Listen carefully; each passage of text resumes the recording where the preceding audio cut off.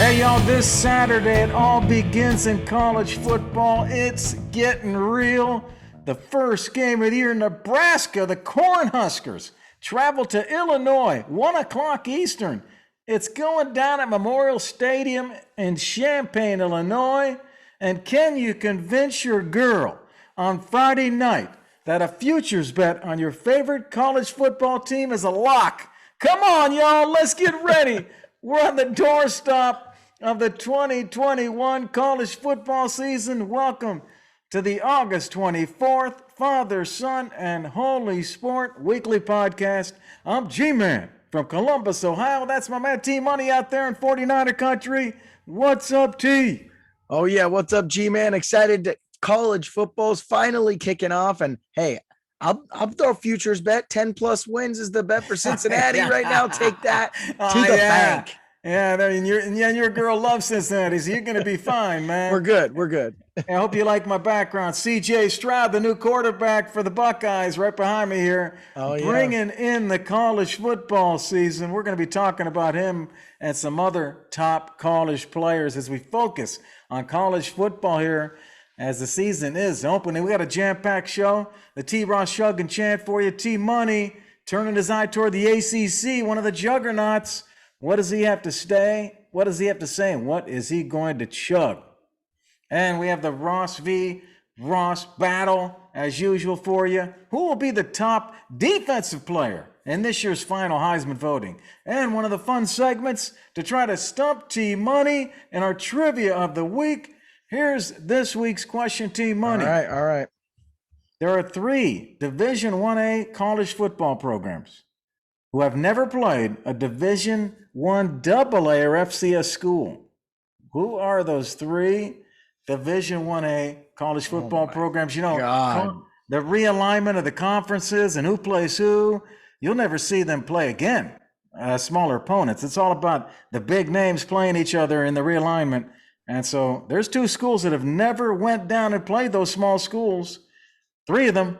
Now, one of them is about to break it. It's going to end up being 2. I want to know who those 3 schools are, man. Hey, and all you fantasy managers, we have our new special 15-minute fantasy football show. Check that out. Go look for it on all our sites. We're going to help you win your fantasy league.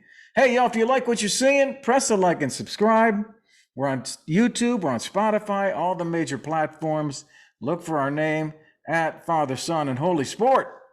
Oh, yeah. Go subscribe and check out that fantasy show as well. Let's dive into the Ross rundown here, though. You know, we got to talk about one of my teams, Michigan. I think this is a big year. Jim Harbaugh had a rough year last year, still, you know, looking for some big wins and to make a splash. Is this Harbaugh's final year of Michigan? Is this his last chance here, Gare? I don't know. I don't think it's his last chance. I don't think they've put that kind of pressure on him, and they know that he's probably as good as they're going to get right now. He's a good coach. Is he a great coach? No, he is not showing that. But he's 3-3 against Sparty, and he's 0-5 against the Buckeyes. That's his biggest issue, and guess what? He's finally admitting it. And I can go back to Ohio State when John Cooper was at Ohio State, T-Money. He could not beat Michigan. He was 2-10-1 against Michigan. All the Columbus and Ohio folks hated John Cooper for that he did not beat Michigan. And it's the same way at Michigan. They want Harbaugh to go beat Ohio State, and finally he came out and made a statement that that's going to be his focus this year, and I like that. Yep, I totally agree. I actually disagree with you, though. As the Michigan fan in the room, I think this is his last season. If he can't, he's got to do one of 2 things here. I think he's got to win 10 games and he can lose to Ohio State, or he's got to win like 7 to 8, 9 games and he can lose and he can beat OSU. They signed him to a new contract, and it's real easy, low buyout now after this year and the years moving forward. Really cheap to buy him out. And, you know, it's the offensive just always looked very archaic under him, and he's supposed to be this offensive genius. He hasn't been able to have a good QB on the team, and he's supposed to be this amazing QB whisperer. And like you said, the biggest thing is he hasn't beaten OSU, and that's fine. Look at Georgia. They understand, like, Kirby Smart's getting them to the playoffs. They're in contention. They're not even close to that. And that's what I think Michigan could be. You're always losing to Ohio State. That's fine. They're the juggernaut in the room. But can you be the second best in your conference consistently? And they can't do that. But I also agree with you here. Who do you hire? Jim Harbaugh's, if he was on the free market right now to hire someone, him or Coastal Carolina's coach after this year, most people would probably hire Harbaugh over that coach or whoever the next best coach is. So I agree with you. You got to think who's the next best one, but I think he's had one 10-win season in the past 4 years. He wants to win. He wants to win. He's feeling the pressure. He wants to win this thing. I'm going to give him 2 tips. Jim Harbaugh, I'm giving you 2 tips. Oh, here we go. Beating the Buckeyes. Okay? Yeah. You want 2 tips? Hold the Buckeyes. Here's number 1. Hold the Buckeyes under 30 points. Since 2015, the Buckeyes have averaged 41 points a game against Michigan.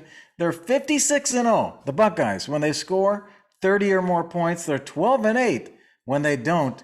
Hold the Buckeyes under 30 points, Jim Harbaugh. And the second thing you got to do is you have to establish the run. Since 2000, every team that has won the rushing battle has won the Michigan-Ohio State game. That's crazy. I'm giving you the things, man. Jimmy, come on, baby. Jimmy, come on, man. I got my hat on. I got my glasses just like you. I totally agree with you, man. And I think they also got to put some pressure on CJ Stroud to make the throws this year, stack the box. Like I said, make them pass this year, attack the run. I think Justin Fields was a very good passer, but did somebody say CJ Stroud? Did somebody say CJ Stroud? There he is. There's your boy. Is that my man back there? We'll see, man. I'm excited to see more about this OSU Michigan game this year. We have a really good team. I actually think our quarterback, we got a 5-star and a 4-star in there. We got some good transfers. I think Michigan's on the up and up, and we might catch Ohio State finally in an off year. But let's move on. Before we move on, I just want to highlight November 27th in Ann Arbor. Ohio State, Michigan. G-Man will be in the crowd. G's going to be there. I might be recording live this show from outside the stadium. I might be doing the show. G-Man in the stands for you. November 27th, Thanksgiving weekend. That just gets me psyched up thinking about turkey in that game. Oh, yeah. Up at the Big House, one of the best venues in football. That'll be a blast. But let's move on to a team, that could be up there with Ohio State as one of the best in the country, and that's Oklahoma, who's really got a great team coming back this year. And I'll ask you this question, Gary. Is Oklahoma right now the best team in the country? Oh, you're trying to get me on record. I know how you like to do that. I want it on record. Excuse me. Alabama is still the best team. They won the national championship. They were undefeated. Okay, so somebody's got to knock them off. No, they're the number 1 team. But Oklahoma's right up there. They could enter the college football playoff as number 1. They could come in to the playoff undefeated in that Big 12, and Alabama could have lost a game. So Oklahoma could go in there as the number 1 team, but the defending champion is the Tide, man. All right. Well, I will say Oklahoma should be and is the number 1 team in the country right now. Now, I know you said Alabama real quickly. They lost the most draft picks in the first round ever to one team last year. They lost their quarterback and a lot of studs. The Heisman Trophy winner gone. I'm just the runner-up to Heisman Trophy, Mac Jones, gone. All these guys are no longer on their team. But Oklahoma, those guys are returning a lot of studs. Not only do they have the best player in the country, he also plays the most important position in the country, and that's Spencer Rattler playing QB. He's the best quarterback in the country, best player in the country, and they have potentially the best receiver in the country, Marvin Mims. Their defense got better. They returned a lot of their defense and had a great defensive recruiting class. I like them a lot. And yes, you do. You're all over those guys, and Oklahoma has broken a lot of hearts in the past. Yes. So they better bring him, man. I agree with a lot of the things you said. Yeah. But you know what? That defense for Alabama, it might be the best they've ever had. That's true. That defense is going to shut people down. Yes, they've lost some of those players you mentioned, but that has happened in the past. They got Bryce Young coming in as the new quarterback, 5-star guy, man. Yeah. This guy can do it. He studied behind Mac Jones. He watched Mac Jones do it. And it's fun to talk about these guys that are in the pros now because we talked about fantasy and Mac Jones, and now we got his replacement coming up from Alabama. It's pretty cool. But hey, the key game for Oklahoma, starting out in September 18, Nebraska, Oklahoma. Can they get past that game to start? Oh, geez. Come on, Garrett. If they win that, they're on their way. That's so disrespectful. Acting what are you talking about? Nebraska, Oklahoma, man. That's it. Hey, it's actually the 50th anniversary, one of the best games ever, and that will be awesome. But Nebraska will be lucky to get out of there with more than 10 points. Okay, they're going to get throttled by Oklahoma. They are not even in the same class, let alone shouldn't be in the same country. My Cornhusker friends, I love you, Nebraska. Come on, show T-Money what you're talking about, Nebraska. Yeah, I don't know. It's going to be great. And I right now, Texas is ranked, so they can beat a ranked Texas and beat Iowa State ranked in the top 10. They could be in there as, number one team, like you said. But let's move on to the next college football Ross rundown topic here. Yeah. We were talking about Nebraska and the Big Ten. We were talking about, the Oklahoma, the Big 12. Let's talk about the Pac-12 now. Okay, so we got the Pac-12. There's been a lot of conference realignment stuff, and I think that the Pac-12 got a little lucky here with the Big 12 falling apart, because I think the Pac-12 might have been falling behind. Is the Pac-12 even competitive anymore, Gare? Well, it's up to Oregon in the north, USC in the south. They were in the championship game last year. Those are the two teams. They're both ranked in the top 15. They'll probably face each other again in the championship game. One of those two teams has to emerge here. And, the key game coming up, Oregon can be a surprise this year. Oregon plays Ohio State on September 11th. Okay? They win that game, and they take the Pac-12 title. They are in that playoff, and they're in the hunt. So Oregon has a really nice route to do this. They won the championship last year. If they can beat Ohio State and win that title again, they can start to gain respect back for the Pac-12. But because the Pac-12 has no superstar team, that's what's hurting them. Yep, totally agree. I like I said, I think they're lucky that the Big 12 folded. They were the fifth best conference, slowly becoming the sixth. The American was becoming better than them, with UCF, Memphis, and Cincinnati playing better. And that's probably half the reason they're doing this alliance with the ACC and Big Ten. They need to get better game spots, because not only has their football been irrelevant, but their ratings have been irrelevant because they play on the West Coast. So their best two teams last year were USC and Oregon at 17 and number 25 in the country. Really embarrassing. The recruiting hasn't been that great. They can't win local guys like they used to in Southern California, for USC especially. They're just not the national brand that they used to be. They need to start making moves to stay relevant. I think they are falling behind competition wise. They're for sure now the fourth, with the Big 12 falling apart. I think right now they're the fifth until Texas and Oklahoma leave best conference, but they got to do some stuff. Maybe add a few Big 12 teams here, something to stay relevant, because they're falling behind. I think the realignment with the ACC and the Big Ten and the Pac-12 will help them. You start to see more regular games. Clemson could play USC, or Oregon plays Michigan. So you start to see some big games with some of their big teams playing against the ACC and Big Ten teams regularly, and they'll control the TV rights for that. So the Pac-12 is going to get helped by this big alliance. Yep. And Notre Dame's part of that alliance, by the way. Yes, they are. Well, I think Notre Dame's part of the ACC alliance, but they already play USC and Cal. So the Pac-12 is fine with Notre Dame. But yeah, I think the ratings wise is a big one there. The alliance is big for the Pac-12 of all of them. So we'll see what they do. Hey, a little question for you before we leave your Ross rundown questions. Hey, odds to win the national championship. There's 5 teams that are competing for those 4 spots in the final playoffs. I want to know what you think about this, man. Who are those 4 that get in? There's 5 teams that are under 6-1. The next team, the 6th team, is 30-1. So I'm taking them up. So I'm looking at the 5 teams that are 6-1 or lower. The Buckeyes are 6-1 out of the Big Ten. The ACC has Clemson at 4-1. And in the Big 12, we got the Sooners at 8-1. And then we've got the SEC with the Tide and the Bulldogs. Alabama, Georgia, both. Georgia's 8-1. Alabama's 3-1. So what do you think? And out of those 5 teams, which 4 make it in? Okay, here's the 4 that make it in. We're going Oklahoma, Ohio State, Clemson, and Cincinnati. That's the 4 that's making it in. Let's start Wait, with there's that. no SEC team? Okay, no, they're gonna get gobbled up. All right, they're gonna gobble each other up. God. They're gonna gobble each other up for some reason. But no, I don't think so. Realistically, I think so. Alabama. I think right now that Ohio State or Alabama are on the outs looking in. I don't know if I trust CJ Stroud a lot. This is going to be a weird gap year. What are you talking about? 5-star. I know, but they redshirt freshman. It's going to be an interesting year for them. I don't know why. I just have a weird feeling, but they should roll through the Big Ten. But I just don't know if I trust CJ Stroud. Do you know Chris Olave? Olave could have won the second round. He came back because he wants to go in the top 10. Chris Olave, man. And then on top of that, I think Georgia is the best team in the SEC.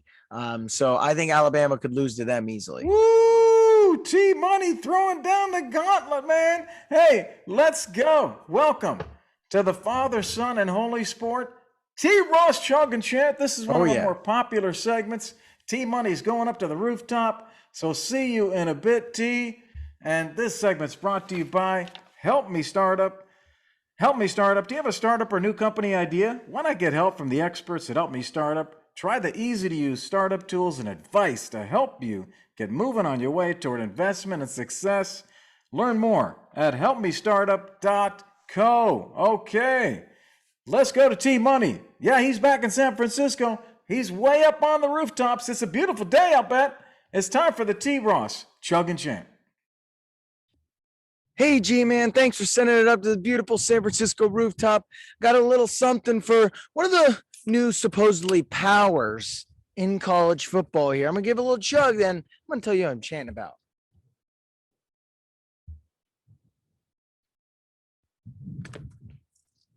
Woo! All right.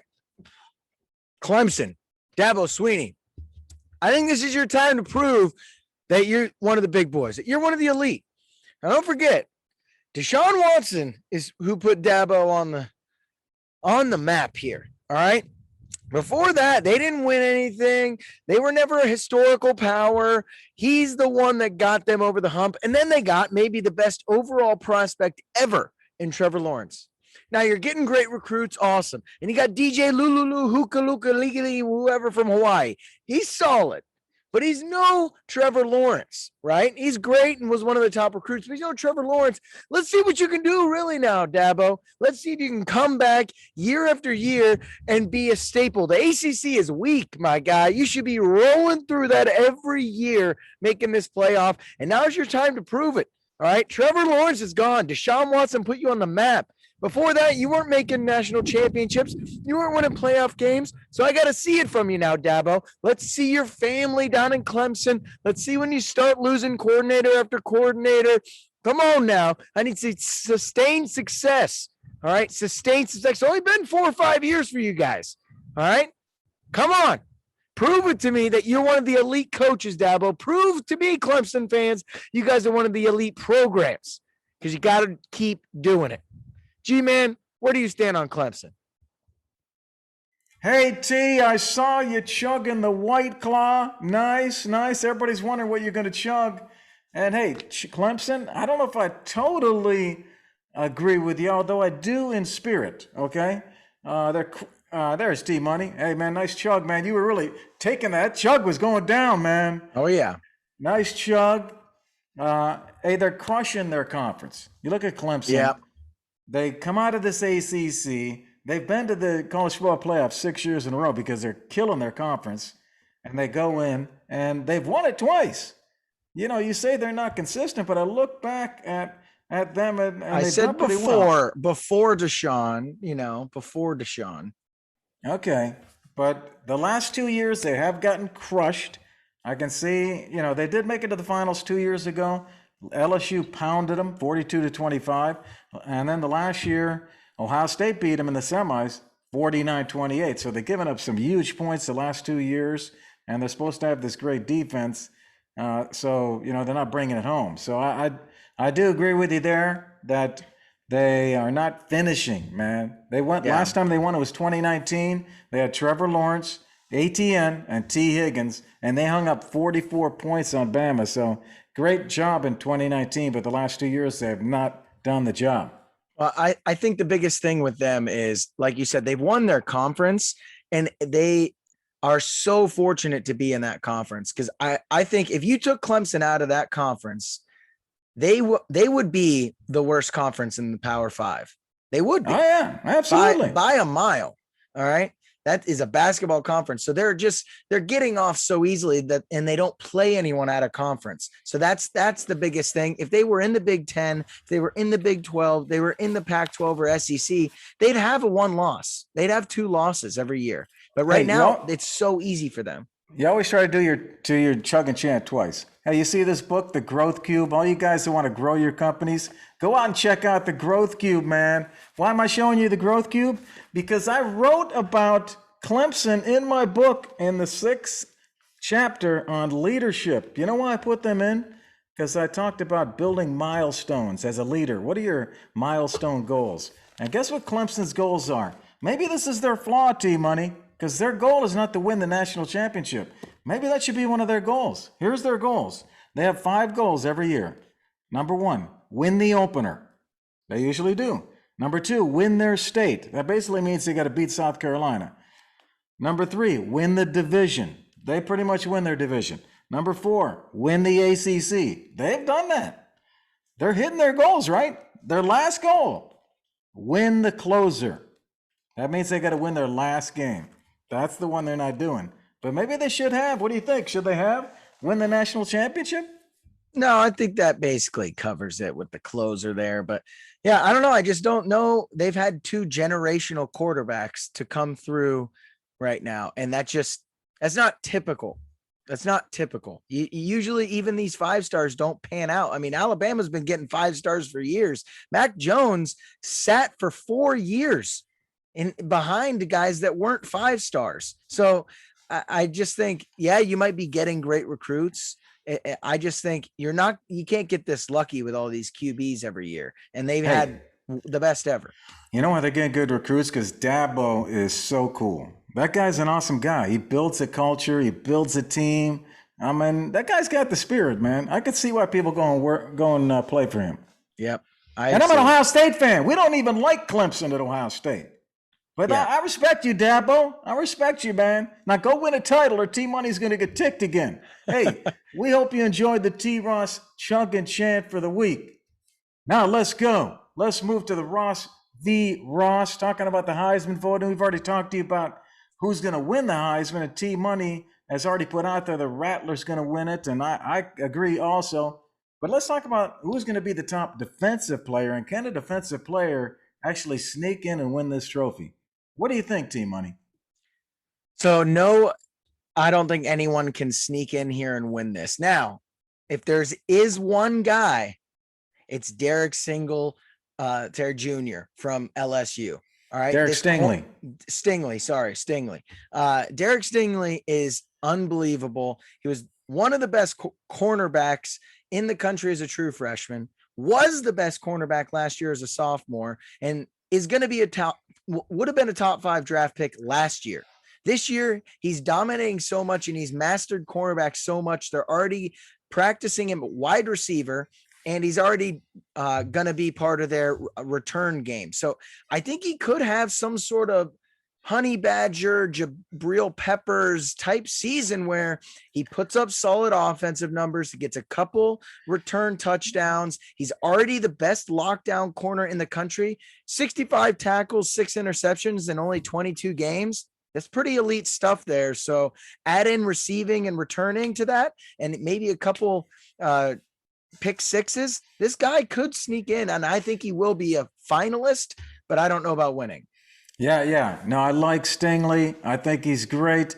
And you're right. If he can get some of the receptions, get on the offensive side of the ball, return some kicks, then he starts to get some limelight, getting some touchdowns, to return some interceptions for touchdowns, get some of the touchdowns, and then you can get some limelight. But hey, I like your pick, man. I do like your pick. I'm going to go out to the West, the Pac-12. You're criticizing my boys out in California and out on the West Coast in Oregon and Washington. I'm going with Oregon's defensive end, Kayvon Thibodeau. He is the potential number 1 overall pick next year in the draft. Yes, sir. I'm talking about the deal, man. Whoa, shoot. Oh, hold on.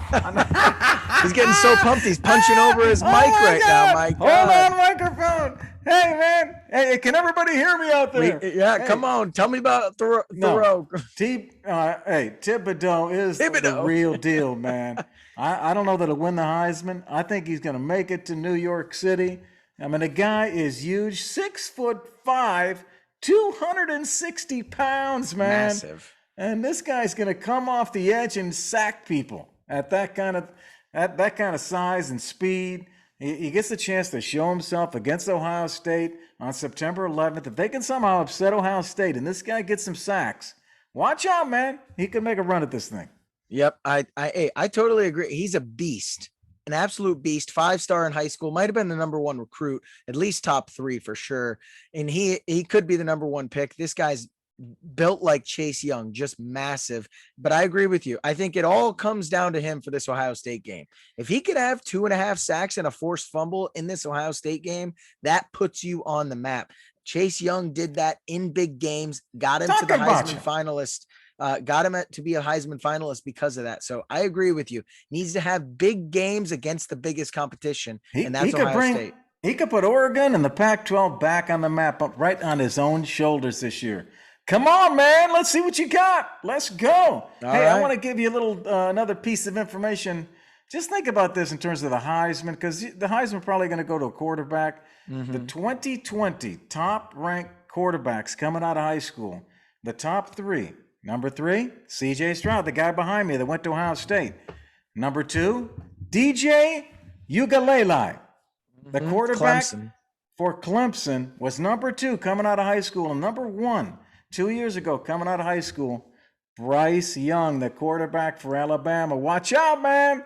The top 3 are all in the hunt for the Heisman from 2 years ago, the 2020 top-ranked high school. It's going to the 2019 number 1 quarterback, Spencer Rattler. It may be. Spencer, we'll see. It's his to lose. Isn't this going to be fun to see if Spencer can do it, or if Alabama can rise back up?